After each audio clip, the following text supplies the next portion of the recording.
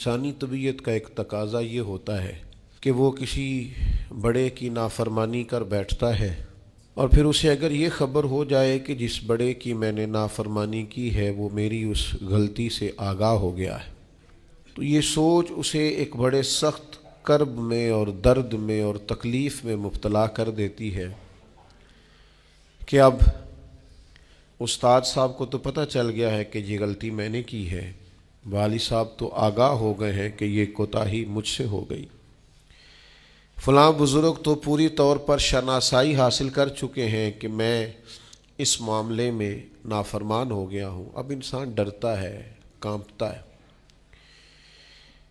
آپ نے کبھی دیکھا ہوگا کہ جس چھوٹے بچے سے کوئی سنگین غلطی ہو جائے اور اس کو اندازہ ہو کہ اس کے والد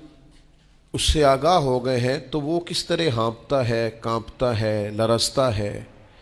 پریشان ہوتا ہے کہ اب مجھے مار پڑے گی۔ ہم نے یہ دیکھا ہے کہ کلاس رومز کے اندر جو اساتذہ کچھ مزاج کے سخت ہوتے تھے، ان کے طلباء سے اگر کوئی کوتاہی کسی وقت سرزد ہو جاتی تو ان بچوں کا وجود گرمیوں میں بھی اس طرح کانپتا جیسے سردیوں کے ٹھٹھرتے موسم میں کانپتا ہے کہ مجھے اب سزا ملے گی۔ ان کو تو پتہ چل گیا ہے، میری غلطی نکل آئی ہے۔ یہ تصور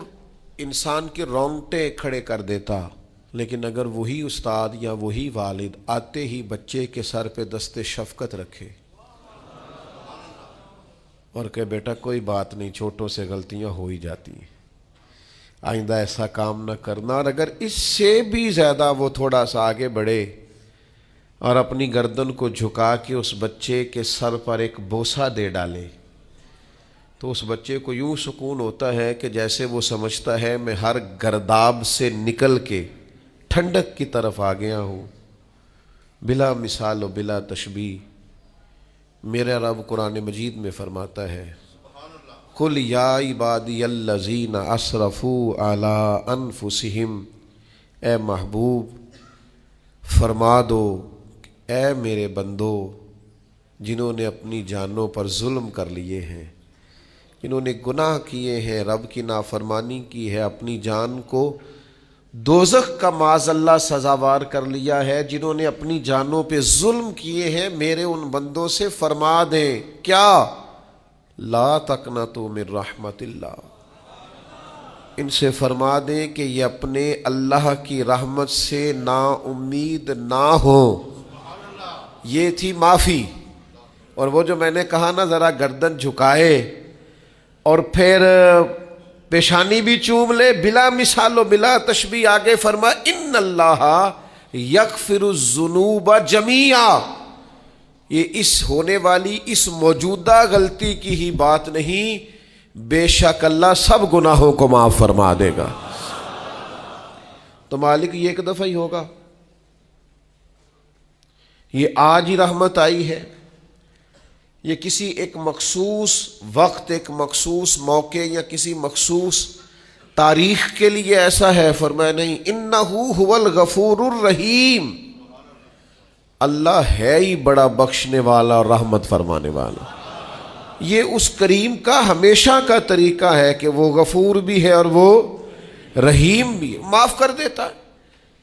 اور ان اللہ یغفر الذنوب جمیعا، بے شک اللہ سب گناہوں کو معاف فرمائے گا۔ مجھے بتائیے، ہانپتے کانپتے لرزتے سہمے ڈرتے کب کبھی وجود پہ طاری ہوئی بندے میدان محشر میں جمع ہو، انہوں نے خبر ہو کہ ڈائری تو کھل گئی، آڈیو ویڈیو تو چل گئی، پتہ تو سارا آ گیا، فرشتے دفتر اعمال لے کر پہنچ گئے، چھوٹی سی چھوٹی ذرے کے برابر بھی کوتاہی تو یہاں تک آ گئی، بندہ ڈرے کانپے اور اچانک آواز کرم آئے ان اللہ یغفر الذنوب جمیعا، بے شک اللہ سارے گناہوں کو معاف فرمانے والا ہے۔ تو کیفیت کیا ہے، انداز کیا ہے اس وقت انسان کے دل کو جو تسلی ہوتی ہے، وہ تسلی کیا؟ ان اللہ یغفر الذنوب جمیعا، بے شک اللہ سب گناہوں کو بخش دیتا ہے۔ دوستو، شدید بے سکون، بے چین، مضطرب، الجھے خیالات